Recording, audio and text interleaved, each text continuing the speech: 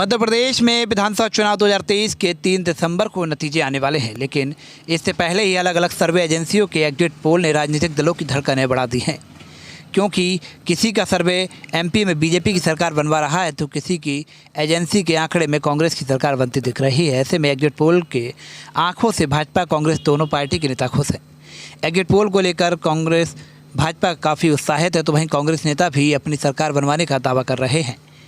MP चुनाव परिणाम से पहले जैसे ही एग्जिट पोल के अलग अलग आंकड़े सामने आए, वैसे ही भाजपा कांग्रेस दोनों पार्टियों के नेताओं में कहीं ना कहीं खुशी का माहौल है। क्योंकि एग्जिट पोल के अलग अलग आंकड़ों में सत्ता पक्ष और बीजेपी और कांग्रेस दोनों की सरकार बनवाने के दावे किए जा रहे हैं, जिसे लेकर हर किसी के जुबान पर इन्हीं एग्जिट पोल के आंकड़ों का चर्चाएँ हैं। ऐसे में सत्ता पक्ष की भारतीय जनता पार्टी के नेता काफ़ी उत्साहित है और सर्वे के आंकड़ों के आधार पर आकलन कर 135 सीट तक बीजेपी की जीत का दावा कर रहे हैं।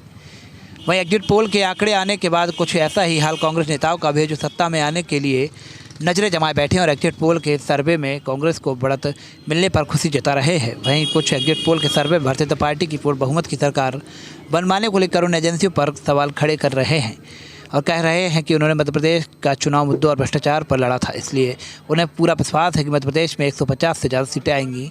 प्रदेश में सरकार बनने को लेकर कांग्रेस कार्यकर्ता काफ़ी खुश है। एग्जिट पोल आए हैं, उसको लेकर कैसे देखते हैं? बीजेपी कह रही सरकार बन रही है। अब बीजेपी तो कुछ भी ख्याली पुलाव अपने पकाए, वो उसका अधिकार है, लेकिन एग्जिट पोल में 70-80 सीटों का अंतर बताया जा रहा है। जैसे बीजेपी को 100 से 162 सीट बता रहे हैं, कांग्रेस को 70 से 150 तक बता रहे हैं।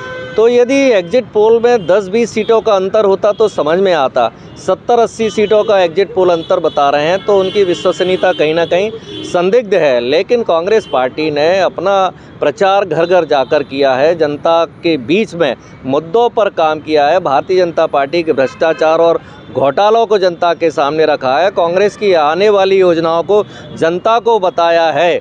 भारतीय जनता पार्टी ने जनता को खरीदने का प्रयास ज़रूर किया, लेकिन जनता बिकाऊ नहीं है। विधायक बिक सकते हैं 35-35 करोड़ में, लेकिन मध्य प्रदेश की जनता नहीं बिक सकती। हमें पूरा विश्वास है कि कांग्रेस 150 से ज़्यादा सीटें जीतने जा रही है।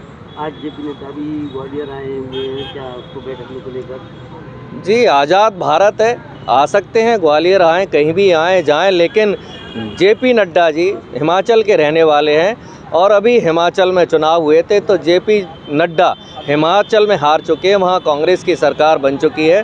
तो जेपी नड्डा जी तो इसलिए आ रहे हैं कि मध्य प्रदेश में बीजेपी चुनाव हारेगी तो जेपी नड्डा के सर पर ठीकरा फोड़ दिया जाएगा और मोदी जी को पीछे कर दिया जाएगा।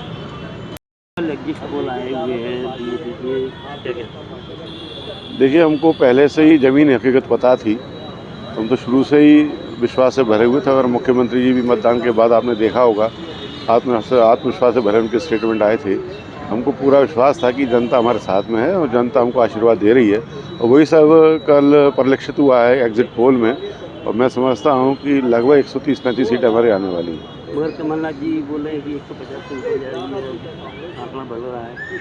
देखिए, परसों तक उनको इंतजार कर लेना चाहिए। मैं तो उनसे पूछ रहा हूँ कि अगर उनको इतना कॉन्फिडेंस था तो उन्होंने एक बार भी ये क्यों नहीं कहा कि हम सरकार बनाने जा रहे हैं। मतदान के बाद उनको स्टेटमेंट देना चाहिए। हमारे शिवराज सिंह जी ने कहा कि हम दोबारा सरकार में आ रहे हैं, उनको तो ये कहना चाहिए था।